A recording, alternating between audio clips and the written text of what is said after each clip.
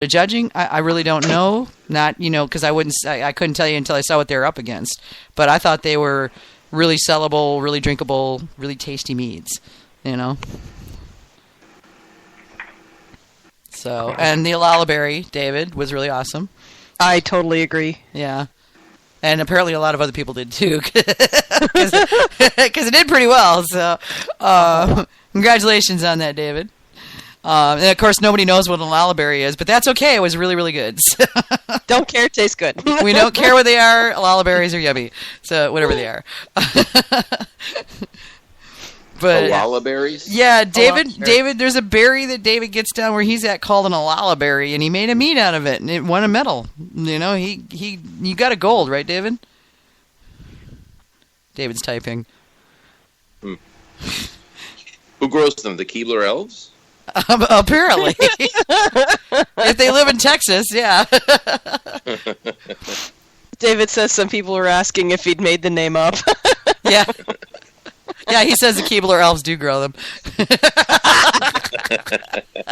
So no, you can't have any. There is private Keebler elves, and he's not letting anybody near that particular berry patch. Definitely one of the highlights was getting a chance to taste.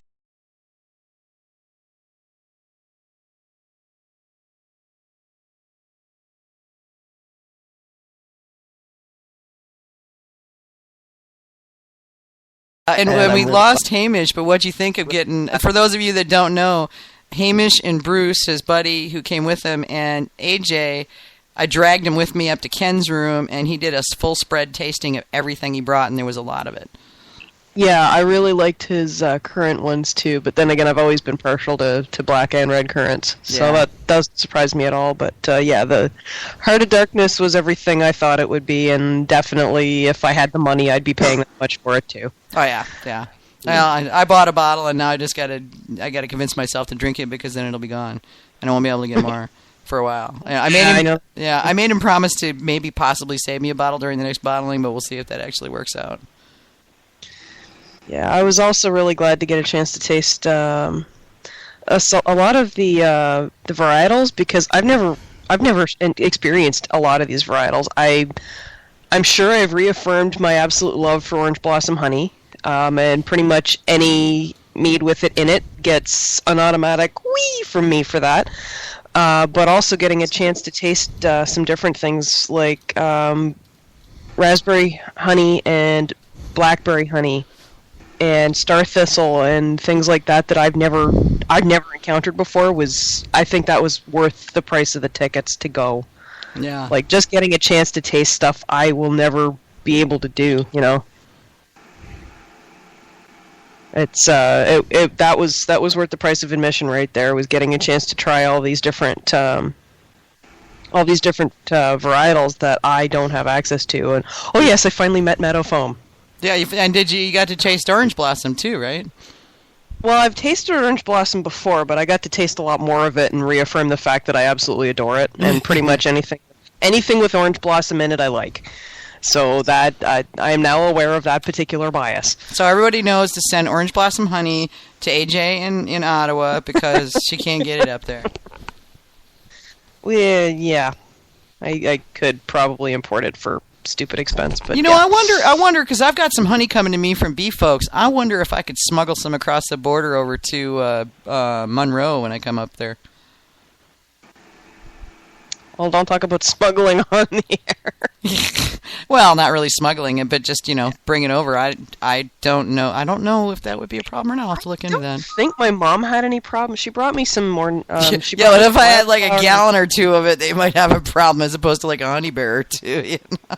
Yeah, Mom brought me 3 pounds of orange blossom and a pound of wildflower, and she brought me 3 pounds of mesquite. So, nice. It's not the end of the world for bringing stuff across the border. But yeah, I have no idea about idea about quantities and what they do. I'll talk to some people and see if I can find out what the rules are. But David Webb is going on about meadow foam too. I mean, how could you not like marshmallow fluff honey?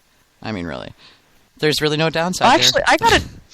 Actually, being in the pouring room during the one competition, I think it was the home competition, was really good for me because I got a chance to see what was there, and I got to taste a couple of subpar meadow foams that didn't really bring out the honey, and then a couple of really, really good ones. So it was really nice to sort of be able to see the range, and also getting to try other people's take on a goldenrod honey, because I know what a really good goldenrod honey tastes like, and I had one or two that's like, yep, that's goldenrod, I don't care what they say, and a couple of that are like, that's goldenrod, really?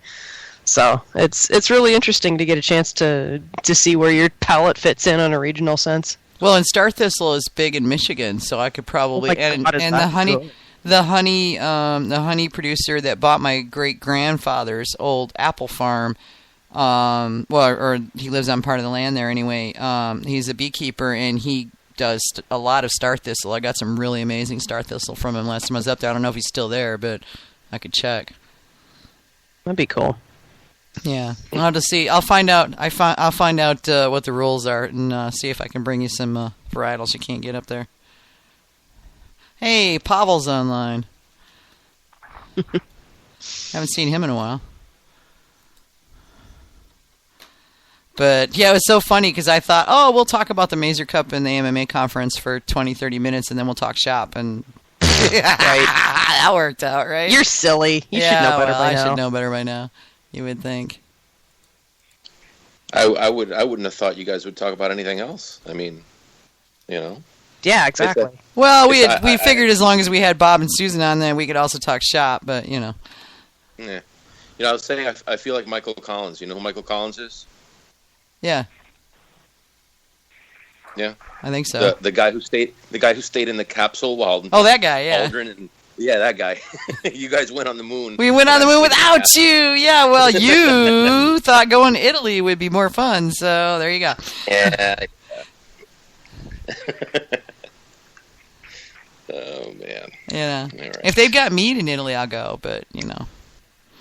I think they do. Yeah. Well, we'll find out soon enough. My next overseas trip after Australia, it sounds like, unless I can figure out I don't know. I also want to go to Poland, and I've got pretty much a bunch of people pressuring me for that too. So I've got to look at both and see how quickly I can raise the money, because neither of them is going to be particularly excessively long trips. So you know. Yeah. Well, yeah. Hurry up and go to Poland first. Yeah. Just in case. Just in case. Yeah.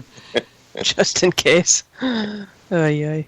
Oh, blackberry honey, AJ? You like blackberry, huh? Yeah, that was, I was trying all these varietals, and it's like, ooh, I found a new favorite. And then I try another one. Oh, no, I found another favorite. Well, that's the problem there. You could fall in love 10 times a day. Oh, I know, and I did. I fell in love like 5 times in a half an hour just playing with the varietals, you know.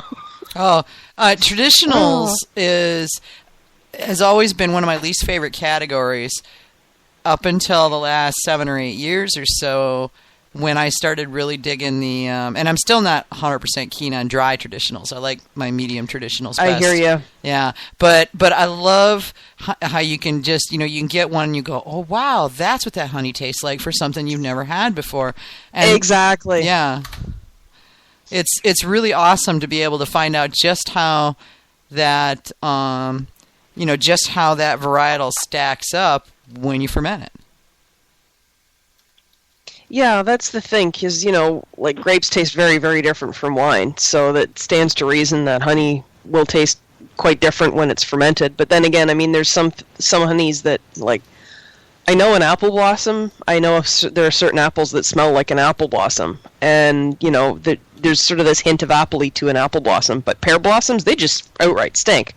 I have no idea if anybody ever makes pear honey, and if it's worth doing anything with, or if fermentation is magical for it. I've never seen pear honey, and it's probably a reason for that. If it smells like I don't know that I've ever seen it awful. For sale anywhere, because I routinely haunt the honey sites that carry varietals to see if there's anything interesting that I just can't live without.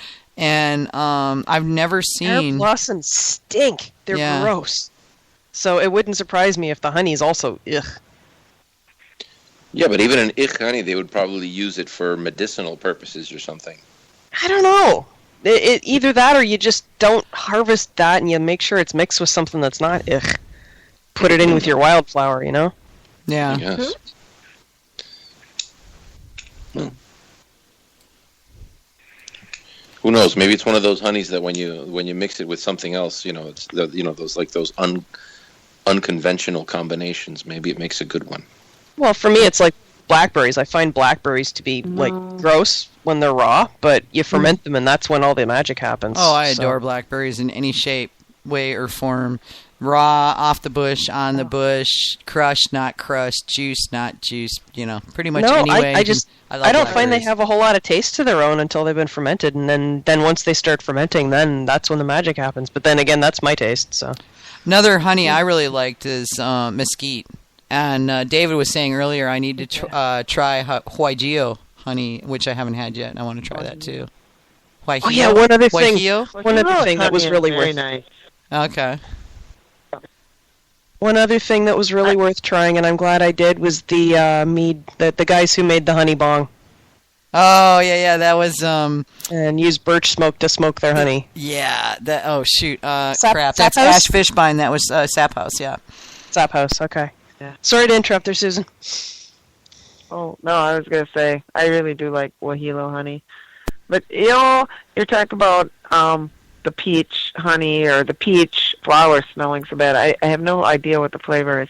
But, have you ever had a eucalyptus mead that was good? No. I hate that. Yes, I've had eucalyptus mead. No, it was never good.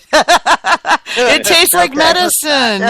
It just doesn't ferment right.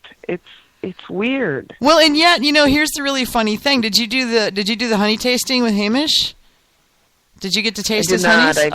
You missed out. He had 6 Australian honeys, one of which was this amazing leatherwood that and there was a lot of people that said, there's got this cat pee thing going on, but then the flavors would come up and you'd be like, oh my God. Oh, yeah. And your mouth would drop open, It's like, what the heck did I just... Well, I said, and I have had leatherwood honey, or at least that's what they listed it as, which is very dark, in a mead, which I thought was just disgusting. But, that could very well be the way it was made, too. Yeah. I was not impressed at that point. But I said, sometimes it depends on how you use the honeys and what other things you put with it, and if it's sweet or dry. Yeah, I think that's going to make a big difference. I think there's a lot of honeys that really do better with a little residual sweetness, that you take them dry and they're just eck. Yep. Yeah, I tend to find that too. Yeah. But then I'm not real hot on dry wines to begin with, so. Yeah. Well, I'm not either, but I've always, well, not always, often found dry traditionals especially to be just kind of thin and uninteresting. Yeah. To me, I just don't really, they don't do anything. I like a little residual, even just a little residual sweetness can change the entire character of it. Queen Bee's. She did a very good job, I thought, on no, I missed traditional. That. Yeah, I missed that. Yeah, I didn't. I was tied to my table at the mead mixer, so I didn't get to try all the meads. But no, hers was very nice. It was one of the few dry traditionals I actually thought was, I could still get a hint of the honey behind it. Usually, you lose so much of the honey character in a dry. Yeah. It's a shame there's not a way to, retain that dryness, but keep the viscosity of it, like it would if you added like a glycerin to it or something, because it gives it so much more body and flavor that gives a bigger perception of everything. So, yeah, that's that's just my take on it, but that's my personal taste too. Not, having anything to do with whether or not there are good or bad dry meads. I've judged some really amazing dry meads that were really well put together. I just didn't like them, Personal taste, but you said, like you said before, you look at the mead, put your personal taste aside, and go on the structure. It's a perfect mead until it gets in front of you. Then you start. Yeah, until it lands on that table, and once it does, and before you smell it, it's a perfect mead.